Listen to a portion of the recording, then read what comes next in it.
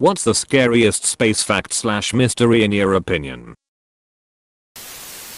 This visual, https://youtube/b/hv7q9vrdgbo, that either shows how slow light speed is or how vast space is, depending on which way you look at it. I've seen videos showing the scale of the universe before, but this one really hit home for some reason.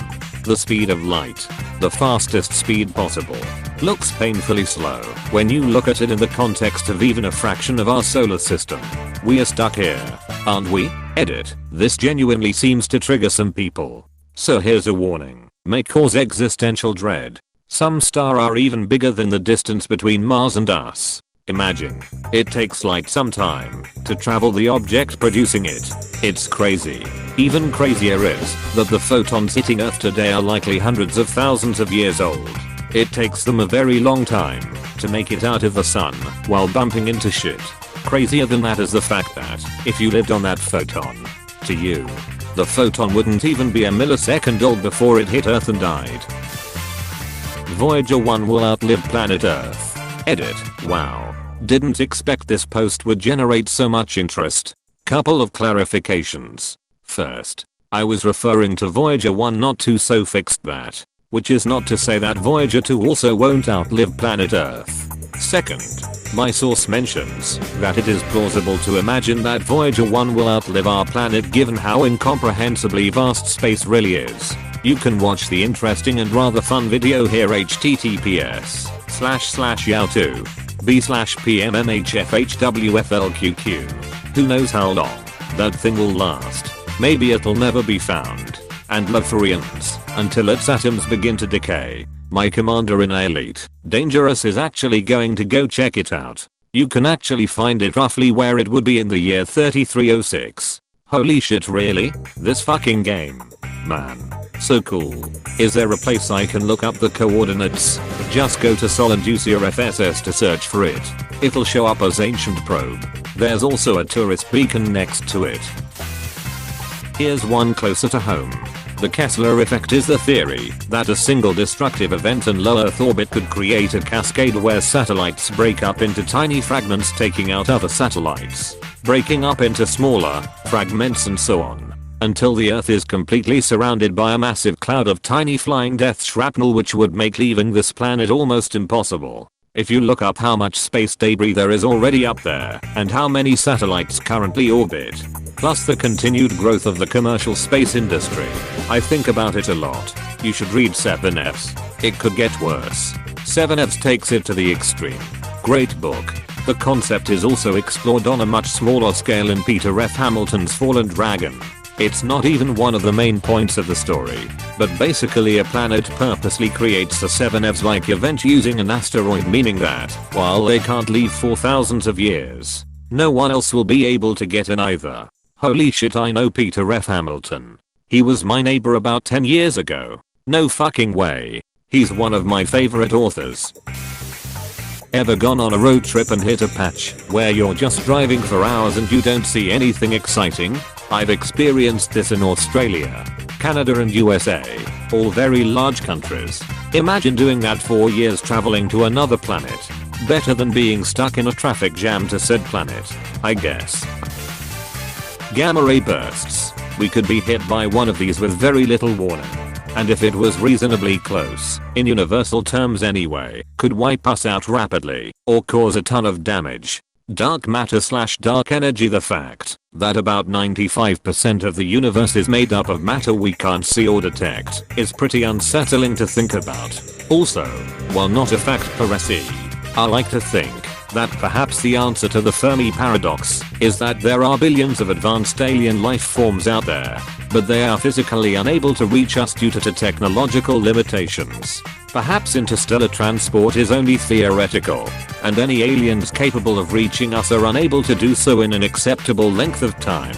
Proxima Centauri may take 25 years for unmanned spacecraft to reach us going 20% the speed of light. But perhaps it's impossible to transport actual life at these speeds without dying. So advanced civilizations have realized the futility of trying to contact other species and have simply given up. Been searching for a comment saying gamma ray bursts. I remember when I was taught about them, I was gonna shit myself LMAO. I hadn't heard about them until seeing it in a space documentary.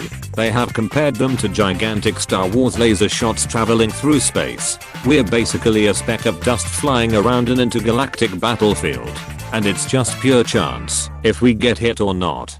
Good thing stormtroopers can't aim. Edit. Typo. Wow, thank you. That explained it perfectly visual, and it's fucking terrifying. Mobile black holes. Do they come with 5G though? 153 trillion G. Bumdumtis. I'll see myself out. Lol.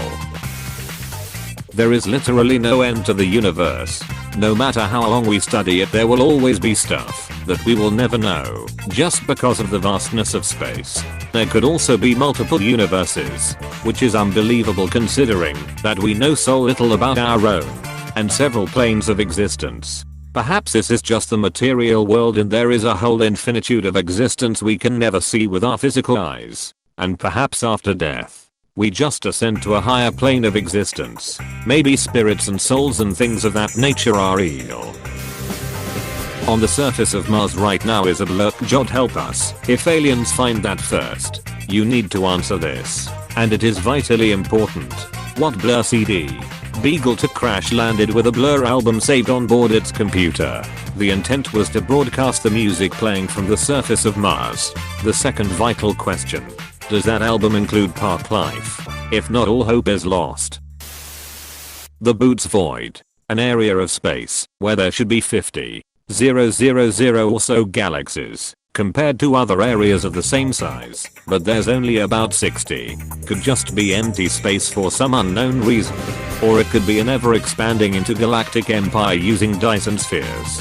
Also, I think it appears to be growing, but that could just be galaxies moving away from the void. Edit. So it turns out it's 2000 and obviously it's not gonna be aliens, but the theory is still cool AF. If the Milky Way had been in the center of the Bot's void, we wouldn't have known there were other galaxies until the 1960s // Greg Aldering, astronomer. Well, that's crazy. We only discovered galaxies in 1924 though. Other galaxies were observed all the way back in the 17th century, but they just knew that they were fuzzy objects and what they called spiral nebulae. I think everything is terrifying about space, and I'd fucking love it. But one thing it scares me a lot. It's if space and infinite. Imagine what kind of gigantic monster can be in there. My favorite debate I've ever had with a friend is about gigantic space monsters.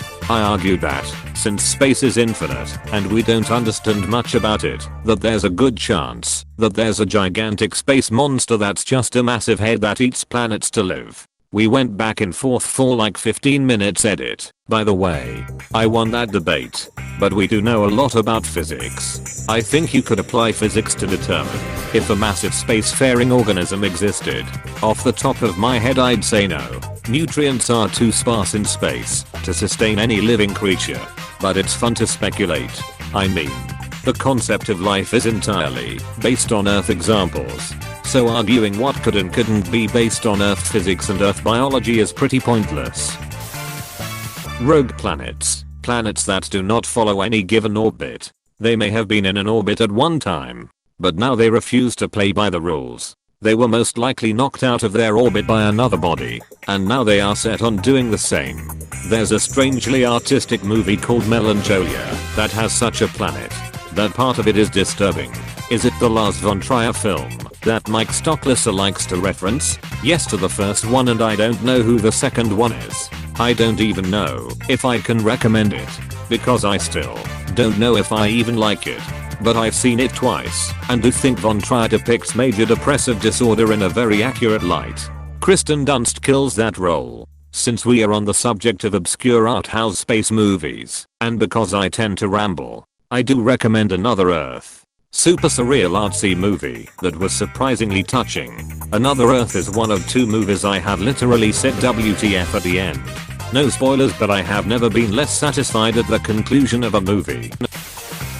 Honestly, my vote is for Dark Matter. https://n wikipedia.org/wiki/dark_matter WPROV =SFTI1. The overwhelming majority of matter in the universe is a complete mystery to us. I think it would be pretty cool if we discovered that it was matter from parallel universes that we simply can't interact with. And to them, we are dark matter. I used to think dark matter was just a cool name for something dark. But it's more like we know something underscore is there, but we can't see or measure it directly in any way. It's just an incredibly dense ball of something underscore.